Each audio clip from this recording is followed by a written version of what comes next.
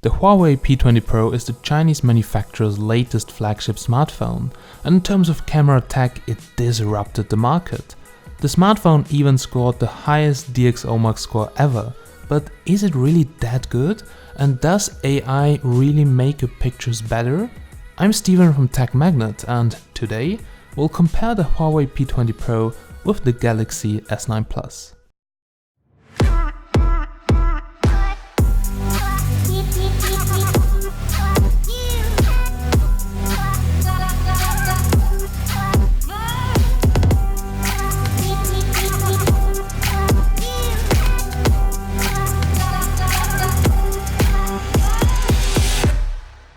So first off, let's get started with a bit of technical background. The main camera sensor is almost twice the size of the sensor in the Samsung Galaxy S9 and features a total pixel count of 40 megapixel. So the system has the highest total pixel count of any smartphone on the market today. The secondary camera has a 20 megapixel monochrome sensor behind a 27mm f1.6 35mm equivalent lens.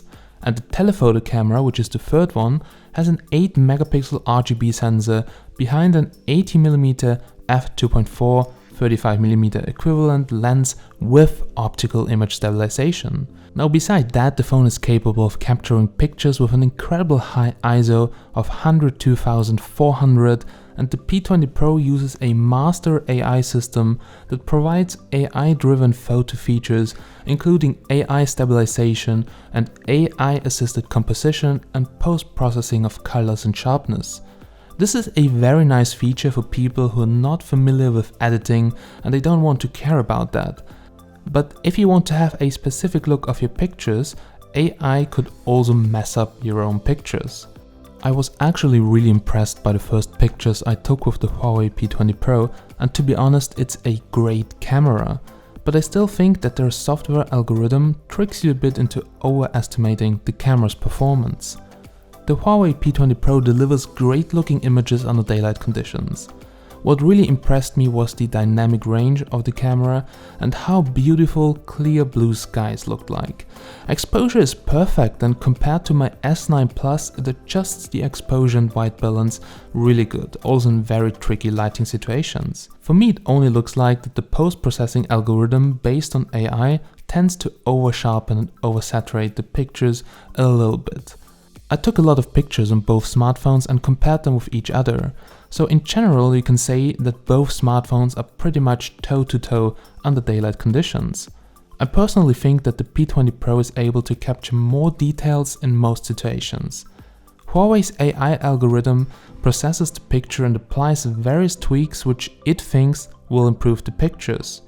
If you don't like that, what AI is doing, you can undo the changes by simply tapping at the X next to the scene mode, or simply just shoot in the Pro mode without AI, and there you can even shoot raw pictures for further post-editing. So I took 2 pictures in auto mode on the P20 Pro and the S9 Plus, and afterwards I tried to edit the S9 Plus picture to give it roughly the same look as the P20 Pro. In most cases it was just crushing the black tones and upping the highs and the mids a little bit and applying a bit of saturation. After that, I software sharpened the picture and got an image that looks very similar to the P20 Pro. The main camera sensor with 40 megapixel outputs data binned in 2x2 pixel units, which results in a 10 megapixel image output.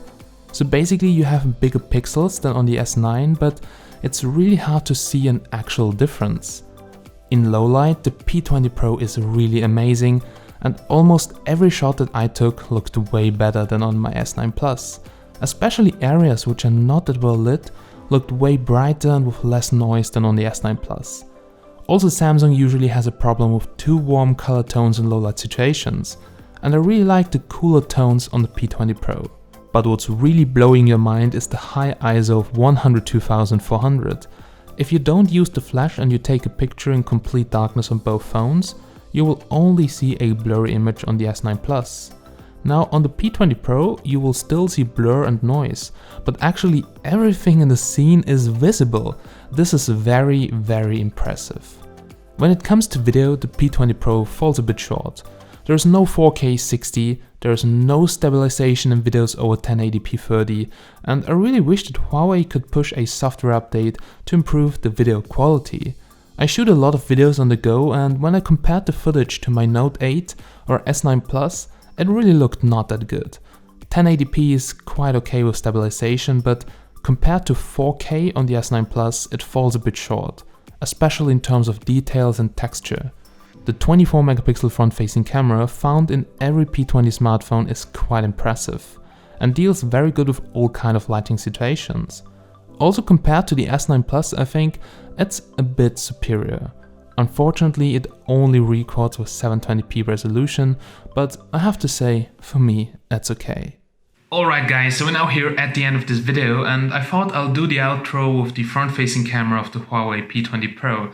So as you can see, that's a very tough lighting situation, so light from the back, and also the light is changing the color, so the phone has to adjust the white balance all the time. Well, that's the front-facing camera of the P20 Pro. All in all, also for video recording, I think it's reasonable. It's not that good like on other smartphones, but I think it's quite okay and pictures look quite amazing.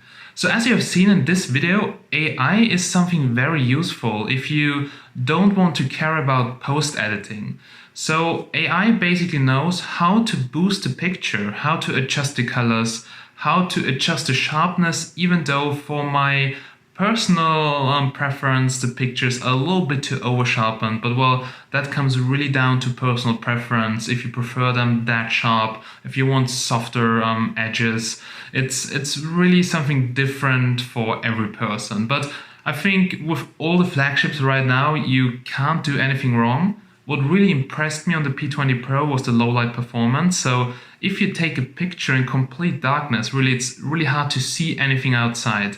My S9 Plus gets just a very, very blurry picture, but here this phone can have such high ISO ratings that you can really see something, you can see edges, you can see the objects, and it is something which I think is really, really amazing. And I think the P20 Pro is really one of the best camera smartphones you can get right now. Even though the ratings on DxOMark, they do look maybe a little bit weird, but to be honest, the cameras on that smartphone are really great. For videos, as always with Huawei smartphones, it's a different topic. So I think in terms of video quality, it's not the best smartphone, but well, you can't have everything. All in all, P20 Pro, the P series in general, very good smartphones. I hope that you guys liked this video. If you liked it, please like it. If you want to see more content, then please subscribe. And if you have any questions about the smartphone, I have the phone here, also the other P series smartphones, then post a comment now down below in the comment box, and I'll try to reply as soon as possible. I'm Steven from TechMagnet, and I'll catch you in the next one. Have a nice day.